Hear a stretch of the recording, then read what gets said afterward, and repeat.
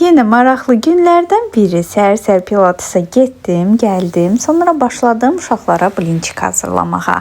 Həm ətli, həm sadə. Bunun mütləq reseptini sizinlə bölüşəcəm postun altında.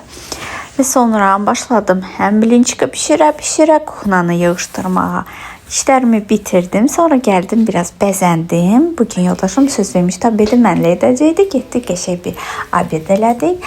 Oradan isə mən getdim qızlarla görüşüb, gəldim tez bazar konsultasiyamı keçdim və başladıq yolkanı sökməyə.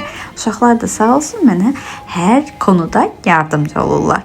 Və söktük, ipləri səliqəyə saldıq, plisosladık, yığışdırdıq, rahatladıq.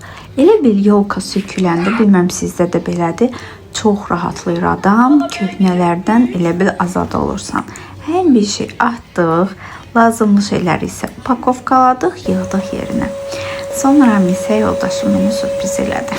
Əslində açığın deyim sizə, onun heç gül almaqla arası yoxdur və dünənləri mən küsmüşdüm və qızım da mənim küsdüyümə görə onunla çox sərt danışmışdı və o da bu günlərim qızıma gül alıb gətirib, elə bilməyim mənimdir. Və mən də gülləri qəşəng suya qoydum və apardım, yığışdırdığım evə qoyub bir çay dəmlədim, gözəl bir çay içdik.